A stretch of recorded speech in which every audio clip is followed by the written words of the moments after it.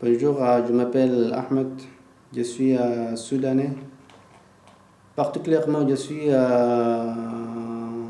du ouest du Soudan, d'une grande ethnie qui s'appelle Fort. C'est l'ethnie qui a la région, elle a le même nom de Darfour.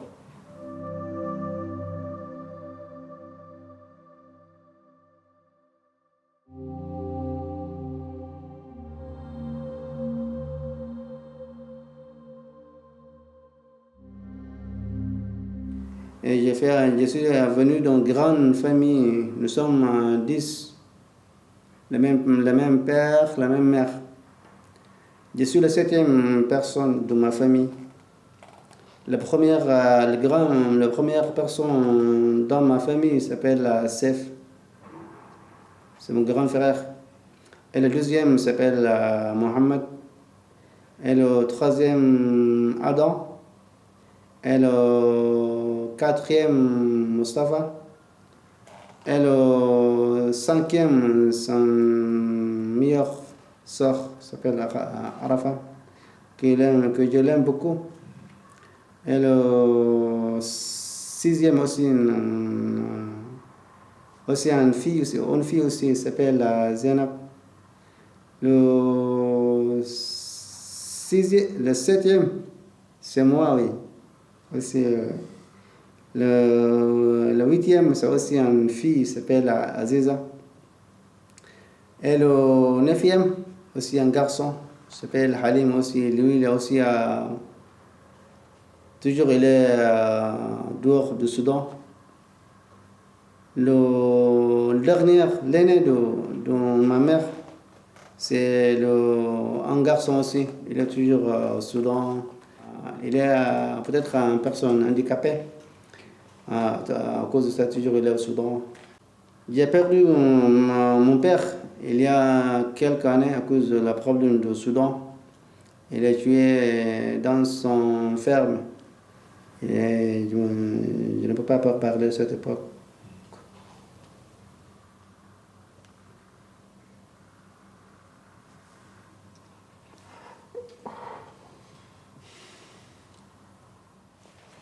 Ma mère, elle est toujours là-bas au grand village qui s'appelle Vacha, avec mes trois soeurs et mes grands frères Mohamed et Sevedine. Ils ont tous ensemble encore. Mais aujourd'hui aussi, il y a des difficultés. Hier, il y a beaucoup de militaires, mais ils sont pas. Les militaires qui aident cette personne pour tuer les gens. Hier aussi, j'ai reçu une nouvelle. Il y a un cerclage. Peut-être 600 personnes qu'ils ont. Hier, ils ont tué 10 personnes au ferme aussi. Et mes deux frères ou deux sœurs, ils sont toujours les mêmes cons. Il s'appelle Uboja. Il est à côté de Fachar. Okay. Il y a aussi un frère, il est au ville qui s'appelle Madani, aussi à l'ouest du Soudan. Lui, là-bas, avec sa famille, il vit là-bas, il a quitté l'ouest du Soudan à cause de le problème. Mais le problème au Soudan, il y a beaucoup de choses ils n'ont pas clair. À cause de ça, tous les gens ils ont décidé pour quitter le Soudan. Quand nous sommes là-bas, pas de moyens, pas de liberté, on n'a rien là-bas. Personne il ne peut pas faire des projets pour les prochains jours, futurs, à cause de ça. Oui. Pas de moyens pour travailler. Comme nous travaillons aussi, le gouvernement, il prend tout, nous l'argent. Aussi, mais les gens qui sont au Darfour, ils ont quitté le Soudan à cause de la guerre. Avant, nous comme le particulier des gens, ils sont agriculteurs. On cultive les blés, les fruits, les légumes, pour juste un travail en saison. une saison par année. Et on élève du bétail aussi, tes parents? Ouais, du bétail, oui. Mais le bétail, c'est nous, ils ont pas, nous perdu tout le bétail. Le bétail. À l'époque de la guerre. De la guerre, oui. Il y a des gens criminels, ils s'appellent John Jawit. Ils ont pris tout le bétail de nos villages. Avant, mon père a 600 bétails. Tête, c'était Ouais, quoi? tête, oui. C'était quoi? Ils ont mélangé des chèvres, moutons, je sais pas comment. Des vaches. Vaches, oui. Ils sont 600 têtes. C'est gros, c'est un gros cheptel. C'est gros, oui. Toujours, ils sont dans loi de notre village. Oui. Il y a un éleveur qui garde.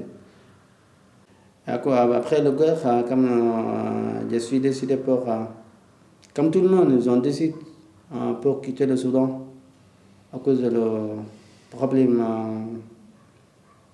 de la guerre. Le Khartoum aussi, nous sommes le même pays, mais nous sommes là-bas comme étrangers. Il y a des mots racistes. Pourquoi vous êtes venu ici, vous avez fait partie de l'ouest du Soudan, vous êtes là-bas méchant, vous êtes tué des gens.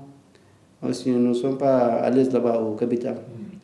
On a des sentiments comme nous sommes faits de notre pays. Nous sommes comme Soudan, nous ne sommes pas comme Soudanais. Donc toi, tu es parti à Khartoum en 2007. Tu avais quel âge en 2007? Je suis né peut-être à 17 ans. Tu avais 17 ans en 2007. 17 ans. Tu es né en 90. 90, 17 ans. Donc tu pars à Khartoum et là, tu restes combien de temps? Tu es à Khartoum? Oui. Khartoum, j'ai resté peut-être à 3 ans. 3 ans. Oui, 3 ans peut-être. Qu'est-ce que tu as fait pendant ces 3 années? Première, j'étais avec mon frère. Lui, il a un magasin. J'ai aidé lui pour son travail. Comme lui, il finance ma famille là-bas, il donne de l'argent. Et aussi, je donne la main à mon frère pour lui, il a avoir du temps pour représenter. Comme lui, il a eu un problème avec le gouvernement. Lui, il est prisonnier, moi, j'ai fui aussi. Et toujours la police et le chef, le frère de M. Sevedine. À cause de ça, moi, je suis allé au sud du Soudan. Là-bas, un peu calme. Ce n'est pas le même gouvernement, pas la même situation. Ouais, j'étais là-bas aussi. Ça, c'était en 2010. En 2010, oui. En 2010, j'étais là-bas.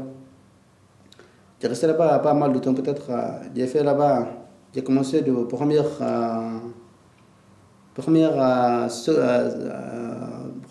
école. J'ai commencé de 5e classe jusqu'à 8e classe. Et j'ai eu un certificat pour rentrer à lycée. Et j'ai fait à lycée aussi 3 ans. Après 2015, il y a un problème civil. Il y a un monsieur qui s'appelle grand chef du militaire là-bas. Mais il y a aussi un problème avec le gouvernement du sud du Soudan, c'est Fakir. Il s'appelle. Lui, il fait partir de l'ethnie Nuer. Mais il n'est pas d'accord avec le gouvernement du sud du Soudan.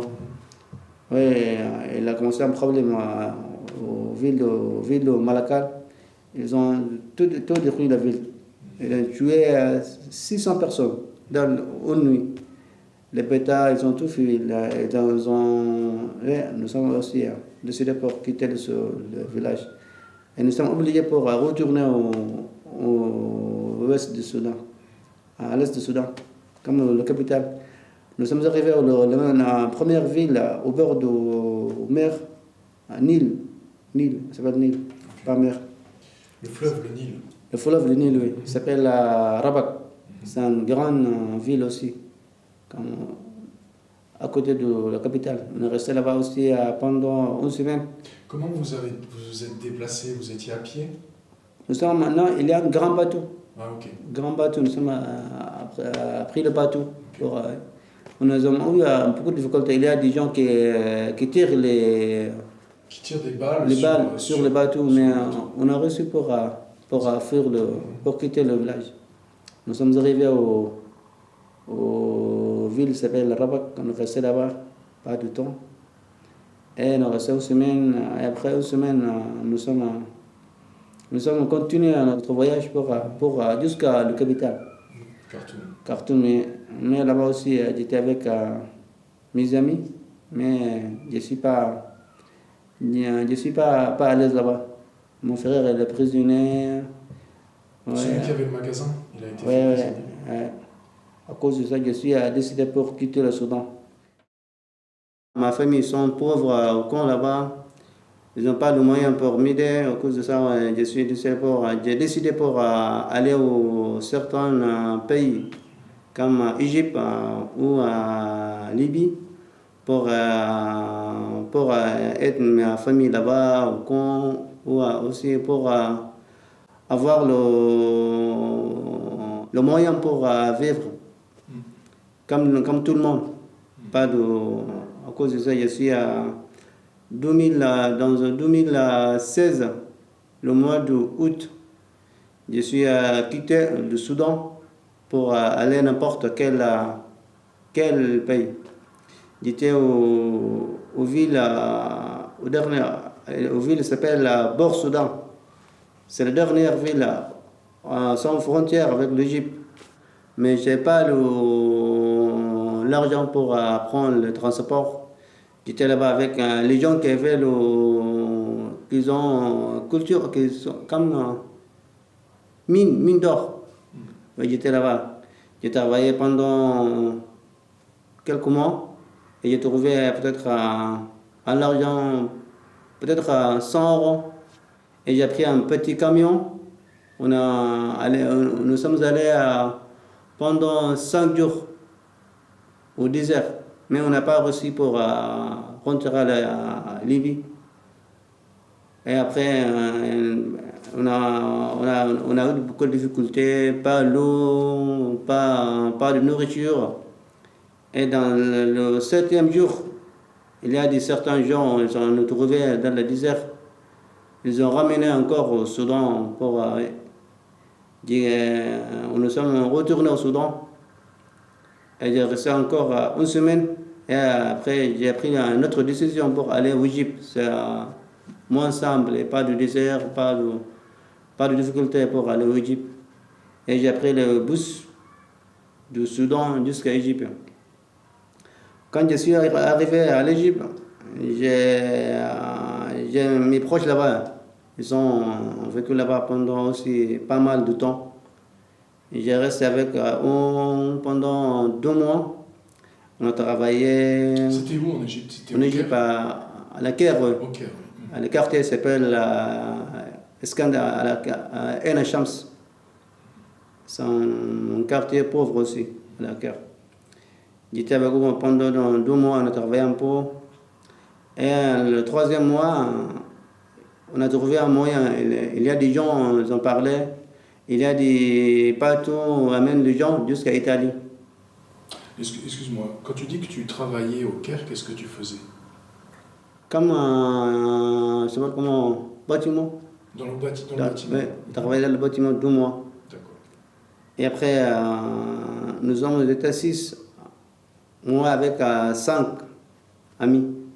On a décidé pour prendre le bateau jusqu'à l'Italie. Et nous sommes accumulé certain argent pas mal. Et nous sommes allés aux gens qui ont fait nos voyages jusqu'à l'Italie. Ils ont lui donné de l'argent pour aller aux mers Méditerranée. Comme nous sommes donné lui l'argent, nous sommes partis au petit village à côté de Escandria. C'est la 2e capitale, c'est la 2e grande ville au Égypte. Nous sommes allés là-bas, nous sommes restés dans une petite ferme de légumes pendant 15 jours, comme une petite prison pour les gens qui sont en voyage. Il y a beaucoup de gens, pas soudanais. Il y a des Égyptiens, il y a des Somaliens, et n'importe quel pays de l'Afrique. Nous sommes peut-être pas mal, peut-être 600 personnes. Et le premier jour, je me souviens, à 4 heures du matin, nous sommes allés au bord de mer pour prendre le bateau. Mais on n'a pas reçu. Il y a des militaires qui ont garde mer. Ils sont venus. Ils nous ont fait tout. Chacun il est parti de son chemin pour aller n'importe où. Il y a certains gens qui sont attrapés par la police. Mais moi, personnellement, j'ai caché dans le la rue. Il y a le chemin. Il y a plein d'eau, avec plein d'herbes. Et j'ai resté là-bas pendant 5 heures. Et dans la nuit, j'ai vu un grand serpent. Et j'ai fait peur. Je suis sorti dehors. Et par hasard, j'ai rencontré 12 amis. Ils étaient avec nous aussi. Et lui, heureusement, lui, il a un téléphone. Nous avons fait un appel pour lui qui est le grand chef du... Le passeur, oui. Nous sommes là, pas de moyens pour... lui, il venait avec son camion. Il a dit, jetez un paire de chaussures sur les rues. Quand je suis arrivé là-bas, vous venez vite pour attraper, pas rester. Il y a des contrôles par la police. Bien sûr. Lui, il est arrivé avec son voiture, grande voiture, il a vite. Il y a des signes. Vous aviez laissé une paire de chaussures sur la route. Oui, sur la route, oui. Comme lui, il est arrivé, il a laissé la porte ouverte. Oui. Nous sommes vite, dans quelques secondes. On est rentré dans la voiture. Lui, il est parti à grande vitesse jusqu'à la ville de Scandaria. Nous sommes allés, il nous est arrivé un grand château avec des plans de nourriture. Nous restons là-bas pendant aussi 2 jours. Et après, 3e jour, il y a un grand camion. Peut-être nous sommes tous rentrés dans le camion. Et peut-être, je ne sais pas, mais nous avons fait beaucoup de tours dans la capitale. Toute la journée, nous sommes dans le camion, pas de l'endroit pour aller. Après le 20 heures, nous sommes allés au bord de mer. Et l'autre jour, nous sommes reçus pour rentrer dans le bateau. Il y a 2 étapes. La première étape, c'est un grand bateau, un petit bateau. Il prend peut-être 15 personnes ou 10, pas plus. Le reste, ils attendent dans l'affaire. On ne cachette pas de personnes invisibles. Bien sûr. Et il y a 5 petits bateaux. Quand le premier, il y a beaucoup de vagues. Les personnes ne peuvent pas pour monter sur le bateau. Mais on a nagé jusqu'à l'heure ici. Il y a certaines personnes qui ne sont pas reçues, mais il y a des gens qui suivent. Qui les ont secourus. Oui, secourus. Et on a tous reçu pour prendre le grand bateau. C'est très loin, oui. Peut-être il est invisible du bord. Comme nous sommes arrivés au grand bateau, nous sommes tous à réussir le premier jour. Et après le midi, le grand bateau il a démarré. Nous sommes allés loin du contrôle du gouvernement égyptien. Et on a resté toute la nuit là-bas. Le lendemain, la journée, le bateau, il passe la nuit, il retourne encore au près de bord pour attraper ceux qui sont restés. Nous sommes restés là-bas pendant 6 jours dans la mer. Chaque jour, il y a une personne, un fromage et un pain sec, un pain sac, avec un verre d'eau. Et nous restons là-bas dans la même situation 6 jours. Le 7e jour, on a reçu beaucoup de gens, pas mal, ils sont venus. Et à la soirée de 7 jours, ils sont décidés pour aller en Italie. On a démarré le grand voyage. Nous sommes allés pendant... On a voyagé encore 6 jours pour arriver en Italie. Le 11e jour, on a trouvé les gens qui suivent les gens. Le Croix-Rouge. Il y a des... Ouais. Et nous ont emmenés dans un grand bateau. Ils ont donné nos nourriture, du riz avec des poissons. Et on a resté là-bas. Ils nous ont donné un produit contre la maladie qui contamine les gens. Ce bateau, on a pris le grand bateau. Ouais, aussi, on a continué le voyage à un jour avec le grand bateau de l'association Grand Rouge. Et nous sommes arrivés au grand village, un petit village au sud de l'Italie, qui s'appelle Carotoni. Comme nous sommes arrivés là-bas, la police nous a amenés au grand chambre. Nous sommes été peut-être à 200 personnes. Ils ont divisé les gens, ils ne sont pas allés le même endroit. Nous, on était avec peut-être 60 personnes dans la même chambre. Nous étions là-bas, nous étions dans une chambre pendant une semaine. La deuxième semaine, il y a un policier qui vient chez nous.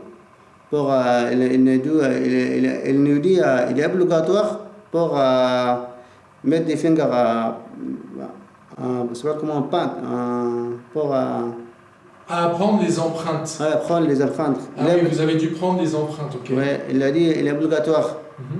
Mais nous dit non, nous... Vous voulez pas prendre les empreintes? Oui, il y a certaines personnes, il doit aller en Angleterre, en France. Quand vous avez les empreintes, et là-bas, tu trouves beaucoup de problèmes. Mais lui, il a dit non. Si vous n'êtes pas d'accord, vous restez pendant tout le temps. Et on restait encore une semaine, pas de nouvelles. Et dans la deuxième semaine, tout le monde ils ont décidé pour mettre des empreintes dans la machine. On a commencé, et le 16e jour, ils ont donné la liberté pour aller n'importe où. Ils vous ont libérés? Ils ont nous libérés. Et nous sommes allés, pris le train, sans billet. Et certains, il contrôle, il lui dit non, mais à la fin, nous sommes réussis pour aller aux grandes villes, mais je ne sais pas, ça s'appelle comment. En Italie? En Italie, oui. Pendant 2 jours, nous sommes arrivés à la capitale de l'Italie, Rome, oui. On était là-bas pendant un jour aussi. Il y a beaucoup de gens dans la rue, ils aident les gens. Aussi, il y a une petite maison, il y a une nourriture gratuite.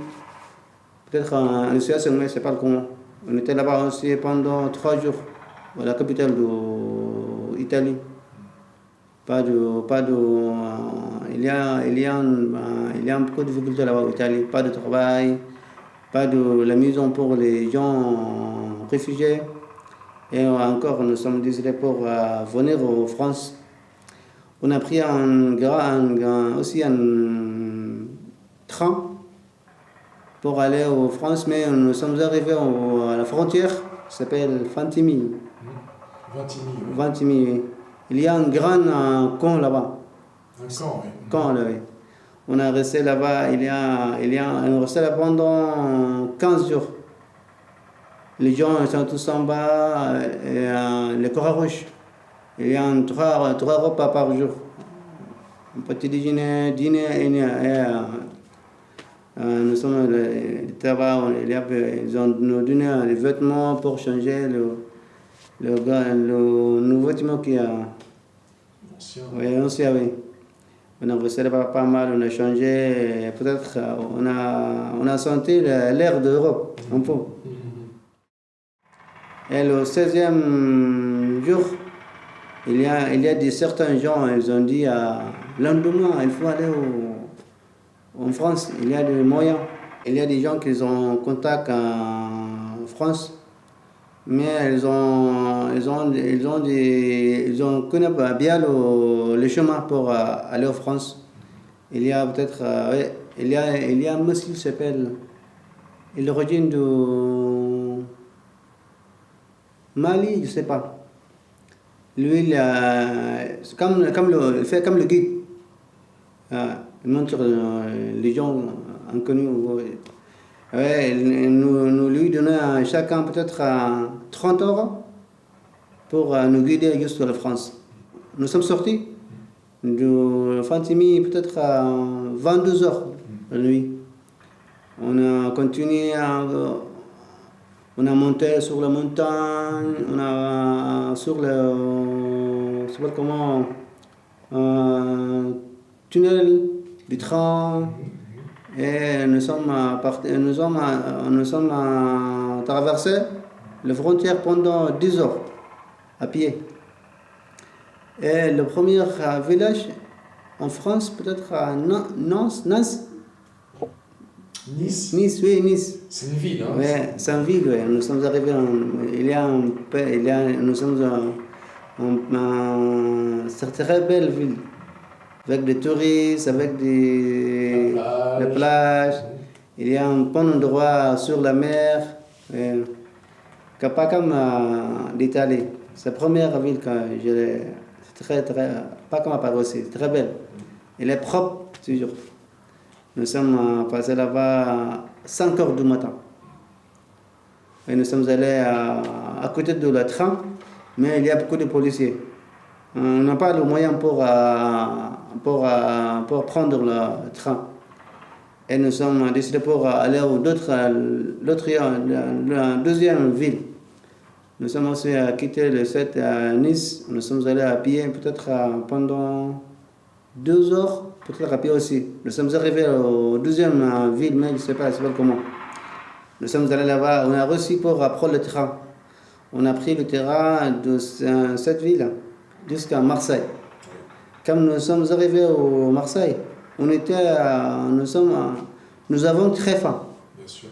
On a passé 2 jours sans manger. Quand nous sommes arrivés là-bas, il y a des associations à côté de la gare. Ils donnent la nourriture gratuitement aussi. Nous sommes allés là-bas, on a bien mangé. On a resté pendant 2 heures là-bas, au Marseille. Il y a un monsieur là-bas aussi, il nous expliquait, ce train il passe jusqu'à Paris. Il faut rappeler jusqu'à... Nous sommes rentrés dans la gare, mais il y a beaucoup de policiers. Il y a un monsieur, elle nous aidait pour... Elle nous donnait à chacun 10 euros. Alors, elle nous achetait un billet pour un premier pas à Paris. On a reçu pour prendre le train. Et après, vous êtes resté dans le train? On est resté jusqu'à Paris. Nous sommes arrivés à Gare de Lyon, je ne sais pas à l'époque. Gare de Lyon. Mais je me souviens, une grande gare. Gare de Lyon. Gare de Lyon. Mais on a mal pour sortir de la gare. On a tourné dans la gare peut-être à 3 heures. Mais je ne sais pas où elle est sortie. On est resté là-bas pendant 3 heures dans la gare. Et après, il y a un monsieur qui nous a aidés pour sortir de la gare. Et quand nous sommes sortis, on est tombé à un mec soudanais. Un monsieur soudanais, il nous expliquait bienvenue à Paris. Il y a des gens, il y a un centre là-bas pour les réfugiés. Ils sont dans la rue à Stalingrad. Il nous a ramenés jusqu'à la bus en 66.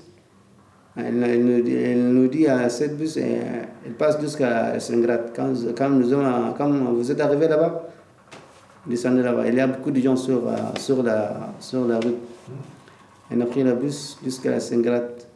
Comme nous sommes arrivés là-bas, on a trouvé centaines de personnes dans la rue. avec des tentes, des matelas, à Stalingrad. Nous sommes arrivés là-bas, nous restés là-bas 1 mois et 1 mois et demi. Toujours on dort à Stalingrad. Et là-bas, on a commencé la démarche là-bas pour procédure. Oui. Nous sommes allés aux préfectures, on a pris le rendez-vous et ils ont donné un petit document. Un récépissé. Un récépissé, oui. Ils donnent le droit pour rester en France. Peut-être le durée, c'est 9 mois. On a commencé là-bas jusqu'à... Après le 45 jours, il y a la police qui est venue chez nous 5 heures du matin.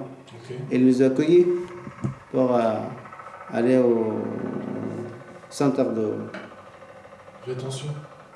Oui. Nous sommes partis, chacun, ça dépend. Il y a certains dehors de Paris, certains à Lyon, certains à Marseille, mais nous sommes arrivés au Bobigny, pas loin. Peut-être à côté de la terminaison de ligne 5. Oui, nous sommes arrivés là-bas, nous sommes restés là-bas pendant 1 an aussi. Et j'ai eu l'occasion pour obtenir le papier français. Et à partir de 2000, j'ai eu le papier 2017, le mois de mai. Avant, quand je suis arrivé en France, je ne connais pas, je connais pas le français. Non, un mot de français, mais maintenant je suis commencé pour apprendre. Et ça va, peut-être dans quelques mois, quelques années, elle va ouvrir beaucoup de portes pour moi, comme des métiers. Aussi, j'ai fait beaucoup d'amis aussi en France, pas comme avant.